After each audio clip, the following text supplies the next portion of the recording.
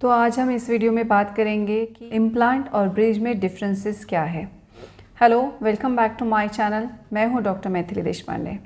अगर आपको समझ में नहीं आ रहा है कि इम्प्लांट करें या ब्रिज करें तो इस वीडियो को ज़रूर देखिए। सबसे पहले बेसिक चीज़ के बारे में बात करेंगे, यानी इम्प्लांट यानी क्या और ब्रिज यानी क्या।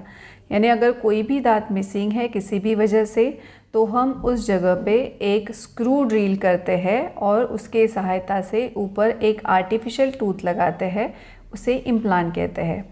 और ब्रिज यानी क्या कि जहाँ पे दांत मिसिंग है उसके पीछे वाला दांत और आगे वाला दांत, इन दोनों दांत के सहायता से हम 3 जॉइंट कैप्स करते हैं और वहाँ पे फिट कर देते हैं, इसे हम ब्रिज कहते हैं।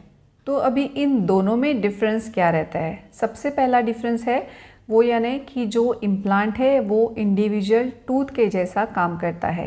यानी जब भी हम इम्प्लांट करते हैं तो उसके आजू बाजू जो दांत रहते हैं उसको हम हाथ नहीं लगाते हैं। जहाँ पे दांत नहीं है वहाँ पे स्क्रू डालते हैं और ऊपर का टूथ हम फिट कर देते हैं। इम्प्लांट के प्रोसेस में हम आजू बाजू के दांत को इन्वॉल्व नहीं करते हैं। अभी इस मॉडल के ऊपर ये जो दिखाई दे रहा है स्क्रू जैसा, तो वो इम्प्लांट है। आप देखोगे तो इम्प्लांट ये इंडिविजुअल टूथ के जैसा एक्ट होता है और आजू बाजू के दांत को हम इस प्रोसेस में इन्वॉल्व नहीं करते हैं। और ब्रिज के प्रोसीजर में हम उसके आजू बाजू के दांत है उसका सपोर्ट लेते हैं। सपोर्ट यानी क्या कि उन दांतों को हम हल्का सा मॉडिफाई करते हैं और फिर 3 जॉइंट कैप्स करके वहाँ पे बिठा देते हैं। यानी जहाँ पे दांत नहीं है उसके बगल के भी दांत हम इस प्रोसेस में इन्वॉल्व करते हैं। अभी इस मॉडल में ये एक टूथ मिसिंग है कि उसको रिप्लेस करने के लिए ये 3 कैप जॉइंट किया, यानी ब्रिज किया है। इसका मतलब कि आगे का दांत और पीछे के दांत को हम इस प्रोसेस में इन्वॉल्व करते हैं। इम्प्लांट ये सर्जिकल प्रोसेस रहती है, यानी हम बोन में वो स्क्रू ड्रिल करके फिट करते हैं। ऑन द कॉन्ट्ररी जो ब्रिज है वो सर्जिकल प्रोसेस नहीं रहती है, नॉन इन्वेजिव है। हम ऊपर के ऊपर ही दांत को मॉडिफाई करके, आजू बाजू के दांत को मॉडिफाई करके मेजरमेंट्स लेके फिर ब्रिज बना देते हैं। तीसरा डिफरेंस है वो यानी समय में।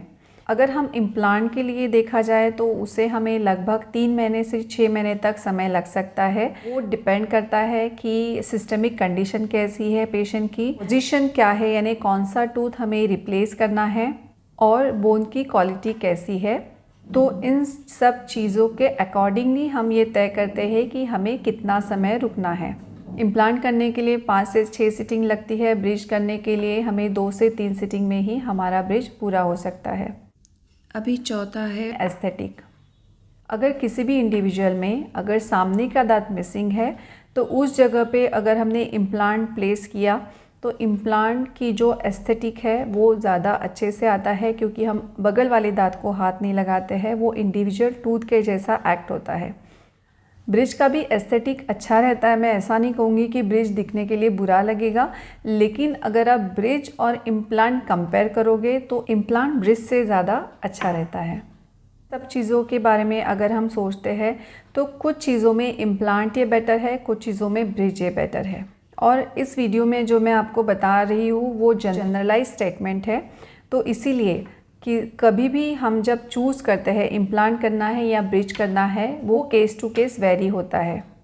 फॉर एग्ज़ाम्पल, कोई पेशेंट है कि जिनमें रिप्लेस करना है एक टूथ, लेकिन अगर सिस्टमिक कंडीशन उनकी अच्छी नहीं है, यानी उनको अनकंट्रोल डायबिटीज़ है, तो हम इम्प्लांट के लिए नहीं जा सकते। तो ऐसे केस में हमें ब्रिज ही करना पड़ता है।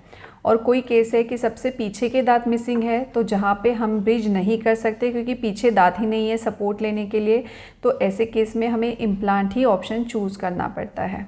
यानी पेशेंट की एज क्या है, उनको सिस्टमिक हेल्थ कैसी है, कौन सा दांत मिसिंग है, इनका बोन सपोर्ट कितना है, इन सब चीज़ों के ऊपर हम ये तय करते हैं कि उस इंडिविजुअल में हमें इम्प्लांट करना ज़्यादा बेटर है या ब्रिज करना ज़्यादा बेटर है।